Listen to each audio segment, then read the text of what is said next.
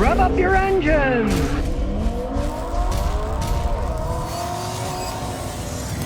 All right, here we have another rebuilt title car that was bought for about $3,500. It's a Honda Civic, but you know, they're pretty reliable vehicles, and it's a 2008 Civic. They've done the hood and the front over because that was bashed in. But being a 2008, it has an extremely reliable 4-cylinder engine. It has regular fuel injection. It's not GDI. And being a 2008, it's a modern design. There's no timing belt that's going to break and ruin the engine.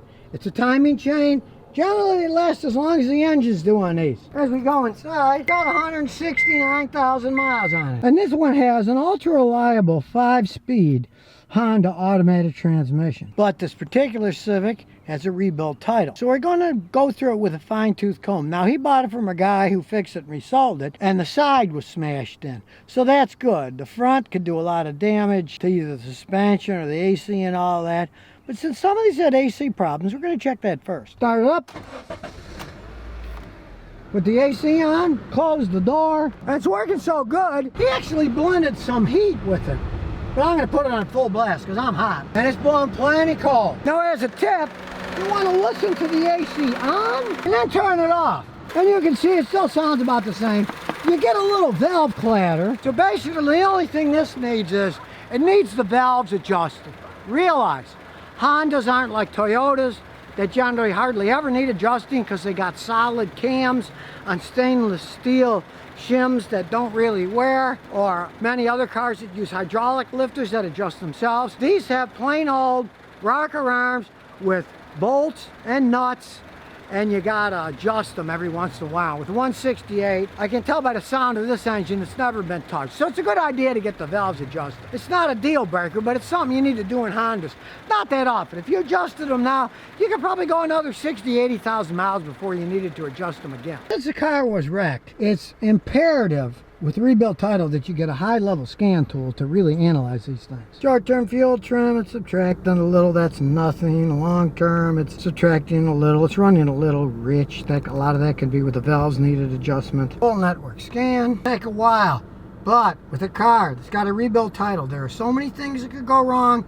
You want to check them all. It has been going on for almost 10 minutes. It's 91% done. Soon it'll be done. It's got 4 failed modules. It says the engine coolant temperature circuit input is high, so it might need a new sensor. We look at the temperature gauge. Yeah, it's running pretty normal, about in the middle. Modulator control unit, low voltage. Left front wheel speed sensor malfunction. Modulator control unit, left front wheel. So basically, the ABS isn't going to be working right. And as I said, it probably needs a new sensor. And the tire monitoring system, I know that's not working. But who cares? You can check your tire pressure anytime you want. It's showing you the tire pressure sensors have all failed. So in this case, I would just advise replacing the engine coolant temperature sensor. It's running okay, but it's confusing the computer. It's thinking that it's too cold in the morning when it isn't too cold.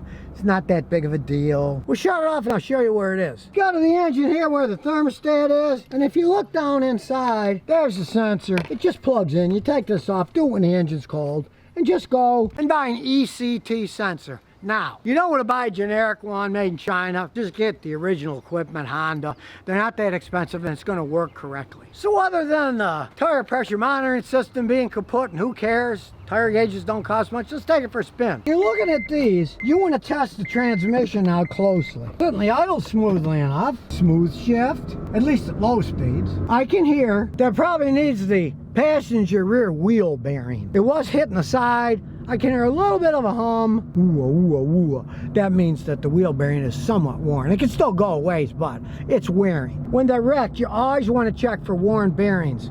Bearings are steel, they're strong, but when they get whacked, they get bent a few thousandths of an inch, and after miles and miles, eventually they wear out. No big deal, they're easily replaceable. Brakes work, suspension's good. It looks to me to be all original, but it's still holding up.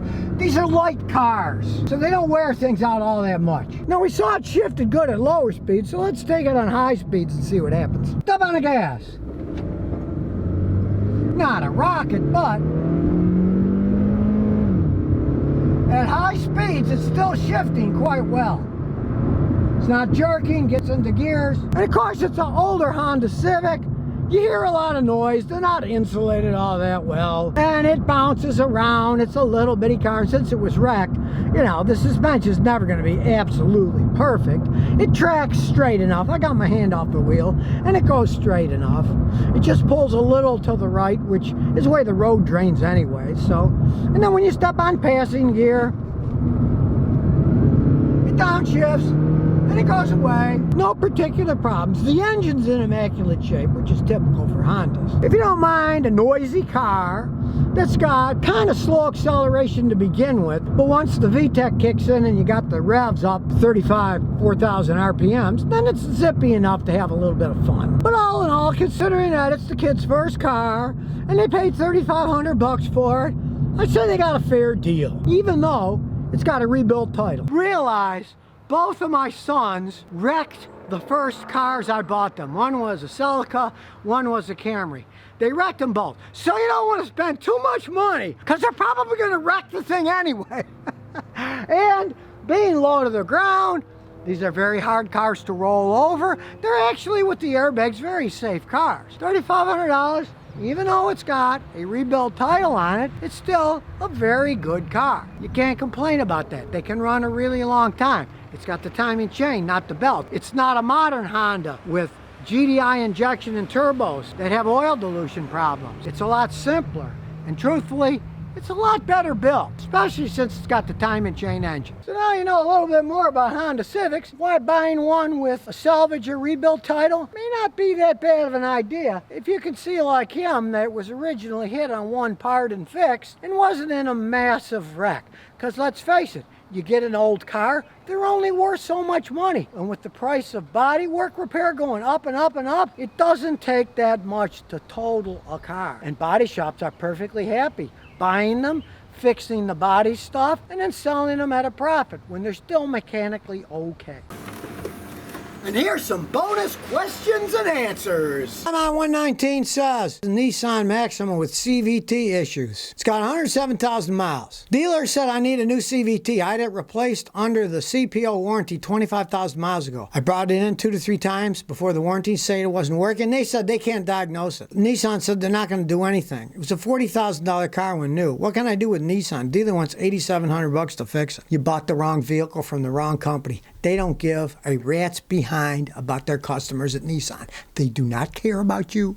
They make crappy transmissions that break all the time, and they told you, we don't know what's wrong because it was already replaced under warranty, right? And now it's broken. They tell you, we know what's wrong. You need a new transmission. That's how Nissan is, was, and probably always will be. Stellantis, you get the French involved. Don't buy them. Unfortunately, you did. Now you're stuck between a rock and a hard place. You can argue all you want Nissan. They don't give a hoot about you. That's just how that company is.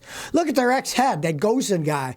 He's being sued all over the world. He escaped Japan in a box, you know? That's the kind of company Nissan is. Stay away from their products if you value your money. Big Mac 111 says, my AC blows hot, but the high system pressure has worried me. The AC on my 06 Pontiac started blowing hot. I went to recharge it, and the low side says 110 PSI, and the compressor isn't running. How does that happen? That's the dead pressure. When your system does not work, both sides will read the same, probably around 110, depending on the temperature outside. But if you put a gauge on the high side, you'll see that's probably 110 too. It probably means your compressor's broken and it's not doing anything, and that's exactly what happens. Do try to hot wire it, take the clutch wire off the compressor and put power to it and see if it turns and spins. If it does, then it's an electrical problem, but knowing an 06 Pontiac, the compressor's probably shot, and the reason it's high is because when you shut it off, both sides go to 110, and when you turn it on, the low side should go down to 30 or so, but it's not even coming on, so odds are your compressor's blowing. Thomas K 4380 says, does turning off DSC improve or reduce gas mileage? The dynamic stability control, which is what DSC stands for, keeps you from skidding on the road and driving around. It doesn't do anything to your gas mileage.